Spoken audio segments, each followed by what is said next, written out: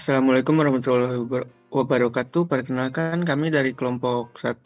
Pada kesempatan kali ini kami akan mempresentasikan materi mengenai jaringan nirkabel seluler.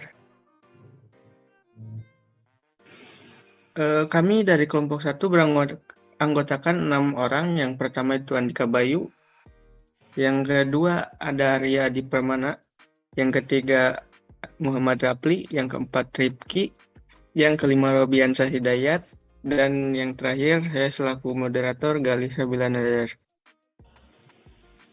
Adapun sesi presentasi ini akan dimulai dengan pendahuluan yang diantaranya ada latar belakang dan tujuan. Lalu dilanjutkan dengan pembahasan yang di dalamnya ada definisi, generasi, prinsip, dan prinsip kerja. Lalu ditutup dengan penutup yang di dalamnya ada kesimpulan. Untuk selanjutnya akan dilanjutkan oleh Robiansah Hidayat. Oke, terima kasih kepada moderator. Di sini saya akan menjelaskan tentang latar belakang, yang dimana teknologi komunikasi seakan benda hidup yang selalu tumbuh dan berkembang. Tiada titik jenuh untuk mengalami peningkatan dari waktu ke waktunya. Dimulai dari alat yang tradisional untuk berkomunikasi seperti surat dan telegram lama-kelamaan beralih ke benda yang dikenal dengan telepon. Sepertinya manusia juga tak pernah puas untuk mengembangkan kemampuannya. Muncullah benda yang lebih mutakhir dan dapat mempermudah segala proses komunikasi dengan orang lain, yaitu telepon genggam. Next. Adapun tujuan dari presentasi ini adalah sebagai berikut. Yang pertama, untuk mengetahui tentang teknologi jaringan nirkabel. Yang kedua, memahami perkembangan jaringan nirkabel. Yang ketiga, mengetahui prinsip kerja jaringan nirkabel. Dan yang keempat, mengetahui apa saja kelebihan dan kekurangan jaringan nirkabel. Oke. Untuk pembahasan akan dilanjutkan oleh rekan saya. Ya, selanjutnya pembahasan. Ada definisi. Jaringan nirkabel merupakan suatu teknologi yang dapat menghubungkan dua atau lebih perangkat untuk berkomunikasi tanpa memerlukan kabel dalam transmisi data. Jaringan seluler atau mobile network adalah jaringan komunikasi yang menghubungkan antar pengguna secara nirkabel menggunakan gelombang radio. Generasi jaringan seluler yang pertama ada generasi 1G.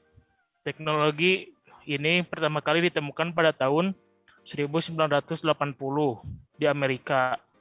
Yang kedua ada 2G yang biasa disebut GSM, CDMA, GPRS atau Edge. Teknologi ini diperkenalkan pada tahun 1991 di Finlandia. Yang ketiga ada 3G atau biasa disebut HSDPA, HSPA atau EV-DO.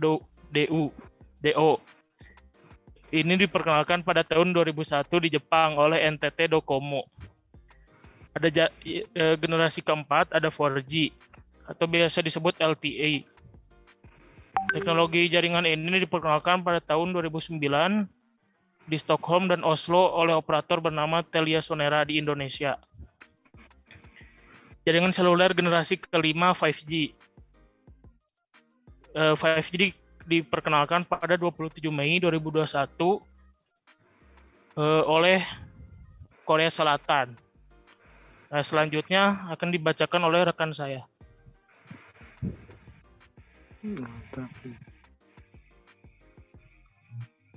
Selanjutnya ada generasi pertama atau first generation.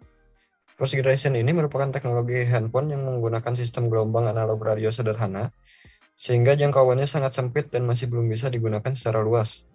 Singkatnya, 1G ini memiliki kecepatan rendah atau low speed dan suara sebagai objek utama.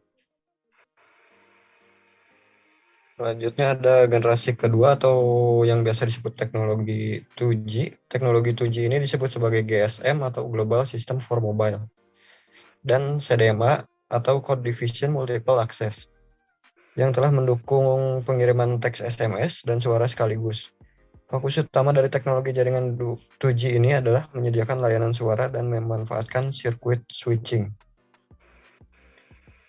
Selanjutnya ada generasi ketiga, jaringan 3G. Jaringan 3G merupakan teknologi evolusi dari generasi sebelumnya yang memiliki kapasitas pengiriman dan penerimaan lebih cepat dan lebih besar.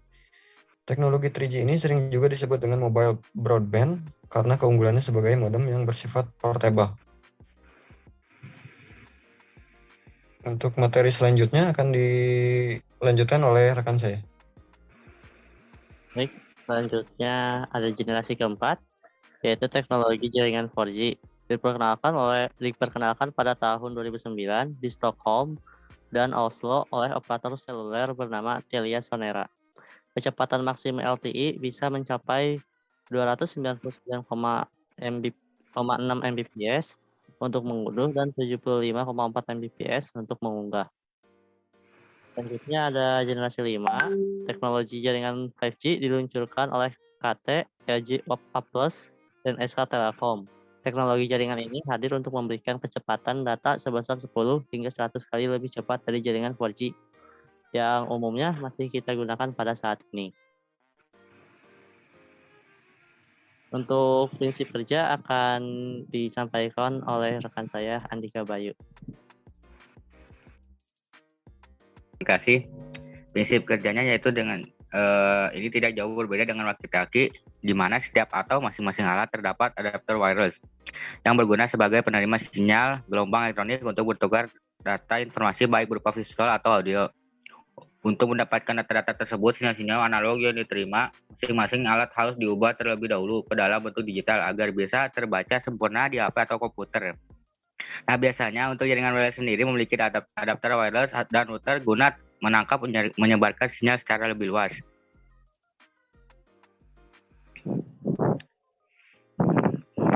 Kelebihan. Yang pertama yaitu instalasi jaringan wireless yang mudah dilakukan. Yang kedua, praktis dan tidak ribet. Yang ketiga, pengembangan jaringan yang lebih mudah. Adapun kekurangannya yaitu kecepatan transfer data tidak dapat maksimal. Yang kedua, rawan sekali terkena gangguan. Yang ketiga, rentan sekali terjadi pencurian data.